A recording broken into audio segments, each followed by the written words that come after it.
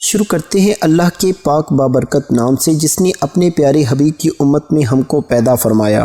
بنی اسرائیل کا الجرار بن کشف نامی ایک عبادت گزار شخص تھا۔ وہ دن بھر روزہ رکھتا اور رات بھر عبادت کرتا تھا۔ ایک رات جب وہ پچھلے پہر سویا تو اس نے خواب دیکھا کہ اس کو اپنے شہر کی سب سے خوبصورت فاحشہ عورت بتوں کی پوجا کرتی دکھائی گئی اور اشارہ ملا کہ اس کو تبلیغ کرو۔ جب آنکھ کھلی تو الجرار بن کشف بہت حیران ہوا کہ میں اس فاحشہ کے اڈے پر کیسے جاؤں، سارے لوگ مجھے شک کی نگاہ سے دیکھیں گے۔ خیر اس نے خواب کو اہمیت نہ دی اور دن بھر روزہ رکھا اور رات ساری عبادت کی۔ جب صبح اس کی آنکھ لگی تو اس کو پھر وہی خواب آیا۔ لگاتار عابد کو یہی خواب 3 راتوں میں آیا تو چوتھی صبح وہ اس فاحشہ عورت کے گھر پہنچ گیا۔ اگر آپ نے ابھی تک ایان وائس ٹی وی چینل کو سبسکرائب نہیں کیا تو پلیز جلدی سے سبسکرائب اور ویڈیو کو لائک ضرور کر دیجیے۔ فاحشہ نے جب دیکھا کہ شہر کے سب سے بڑے عالم میرے گھر آئے ہیں تو اس نے خوب خدمت کی۔ جب بزرگ عابد نے اپنے آنے کا مقصد بیان کیا کہ میں تو تمہیں ایک خدا کی عبادت کے لیے تبلیغ کرنے آیا ہوں، تو فاحشہ کہنے لگی بے شک میں بتوں کی پوجا سے اکتا گئی ہوں اور میں ایک خدا کی قائل ہوں، لیکن میں تب تک ایمان نہ لاؤں گی جب تک اللہ پاک کو خود نہ دیکھ لوں۔ وہ عابد بزرگ بہت پریشان ہوئے کہ اس عورت نے کیسی عجیب شرط رکھ دی ہے کہ اس کو کیسے اللہ پاک کا دیدار نصیب ہوگا۔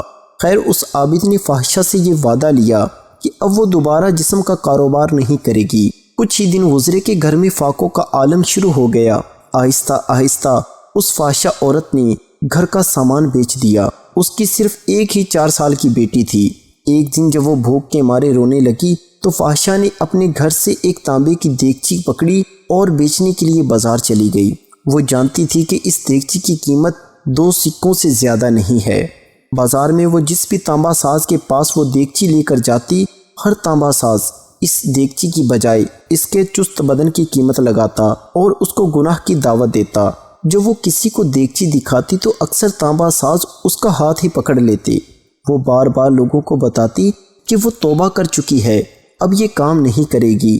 خیر کوئی اس کو 80 سکوں کی آفر کرتا تو کوئی 100 سکوں کی آفر کرتا۔ وہ یہ جان چکی تھی کہ یہ لوگ ہوس کے پجاری ہیں، بس میرے جسم کی ہی قیمت لگا رہے ہیں، جبکہ اس دیگچی کی قیمت تو صرف 2 سکے ہیں۔ وہ مایوسی کے عالم میں یہ سوچتی ہوئی بازار سے نکل رہی تھی کہ یہ کیسے ایمان والے لوگ ہیں جو مجبوریاں خریدنے بیٹھے ہیں، اس سے بہتر تو یہ ہے کہ میں بے ایمان ہی رہوں۔ اتنے میں اچانک ایک جوان لڑکا فاحشہ کو آواز لگاتا ہے، بہن کیا اس دیگچی کو مجھے بیچیں گی؟ یہ بازار کی بالکل آخری دکان تھی۔ فاحشہ عورت نے دیگچی اس کے میز پر رکھ دی۔ اس بارش لڑکے نے دیگچی کو الٹ پلٹ کر دیکھا اور بنا فاحشہ کے چہرے پر نظر ڈالے 2 سکے میز پر رکھ دیے۔ اس عورت نے سکے اٹھائے اور گھر آ گئی۔ وہ اس لڑکے کے رویے سے بہت متاثر ہوئی کہ چلو کوئی تو ملا جس نے میری شکل و صورت کی نہیں بلکہ دیگچی کے ہی پیسے دیے ہیں۔ اگلے دن اسی فاحشہ عورت نے پھٹا پرانا برقع پہنا اور نقاب کر کے اسی طرح کی ایک دیگچی پکڑی اور دوبارہ اسی تانبے کے بازار میں آ پہنچی۔ اس نے اپنی حالت ایسی بنا لی کہ دیکھنے والے کو لگے کہ یہ ایک غریب بڑھیا ہے۔ وہ سب تاجروں کے پاس گئی اور جس تانبا ساز کو اپنی دیگچی دکھاتی وہ اسے تول کر کہتا 2 سکے ملیں گے۔ وہ عورت کہتی 6 سکوں میں بیچوں گی، پر کوئی بھی تانبا ساز اسے 2 سکوں سے زیادہ دینے کو تیار نہ تھا۔ وہ بہت حیران ہوئی کہ یہی لوگ کل اسی دیگچی کو 80 اور 100 سکوں میں خریدنے کے لیے تیار تھے۔ آج جب میں کہہ رہی ہوں کہ میں ایک غریب اور میری بیٹی بیمار ہے تو کوئی بھی مجھے اس دیگچی کے 6 سکے دینے کو تیار نہیں۔ اس کا مطلب کہ یہ لوگ اللہ کے پجاری تو نہیں ہیں، یہ تو ہوس پرست ہیں اور خوبصورت جسموں کے پجاری ہیں۔ خیر آخر میں اس بارش خوبصورت لڑکے کی دکان پر پہنچی جس نے کل اس کی دیگچی 2 سکوں میں خریدی تھی۔ وہ نوجوان اپنے کام میں مصروف تھا۔ غریب بڑھیا کے بھیس میں اس فاحشہ عورت نے کہا میں یہ برتن بیچنے کے لیے لائی ہوں اور میں اسے 6 سکوں میں بیچوں گی، کیا آپ 6 سکے دیں گے؟ تانبا ساز نے پوچھا 6 سکوں میں کیوں؟ اس عورت نے بات بناتے ہوئے کہا میری بیٹی بیمار ہے، ڈاکٹر نے اس کے لیے نسخہ لکھا ہے جس کی قیمت 6 سکے ہیں۔ تانبا ساز نے دیگچی لے کر کہا ماں یہ دیگچی بہت عمدہ اور نہایت قیمتی ہے، اگر آپ بیچنا ہی چاہتی ہیں تو میں اسے 80 سکوں میں خریدوں گا۔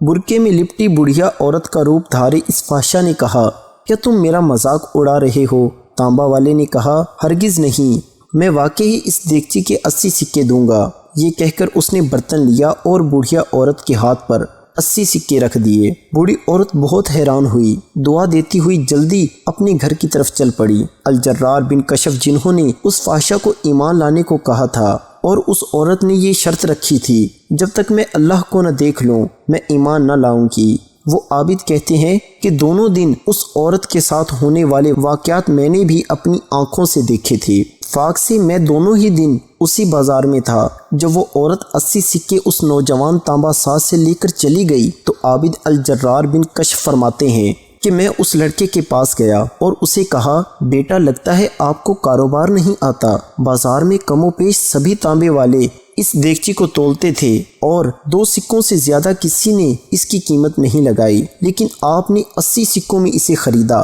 وہ لڑکا نہایت ادب سے بولا، میں نے برتن نہیں خریدا، میں نے اس کی بچی کا نسخہ خریدنے کے لیے اور 1 مہینے تک اس کی بچی کی دیکھ بھال کے لیے پیسے دیے ہیں۔ میں نے اسے اس لیے یہ قیمت دی ہے کہ گھر کا باقی سامان بیچنے کی نوبت نہ آئے۔ عابد کہتے ہیں، میں سوچ میں پڑ گیا۔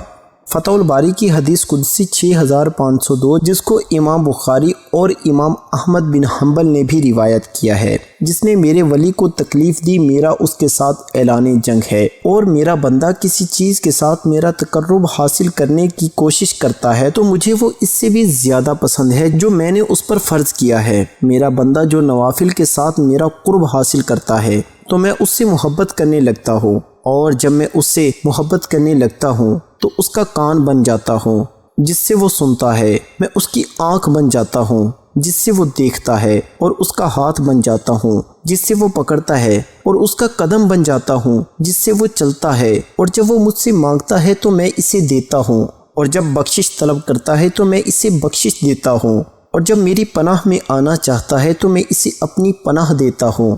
دوستو، اپنے آس پاس نظر رکھیں، غریبوں کی مدد کریں، بوڑھوں کا سہارا بنیں، خاص کر بیوہ عورتوں اور یتیم لڑکیوں کی دل کھول کر مالی امداد کیا کریں تاکہ وہ کہیں جسم بیچنے والے مکروہ کاموں میں نہ گھس جائیں۔ بے شک مجبوری ہی انسان کو برائی کی طرف لے جاتی ہے۔ آئیے آج سے ہی ہم عہد کرتے ہیں کہ ہم صدقہ و خیرات کو اپنی زندگی کا ایک مقصد بنا لیں گے۔ اے اللہ پاک اس ویڈیو کے تمام سننے والوں کے گناہ معاف فرما دے اور بروز قیامت ہمارے حساب میں نرمی فرما۔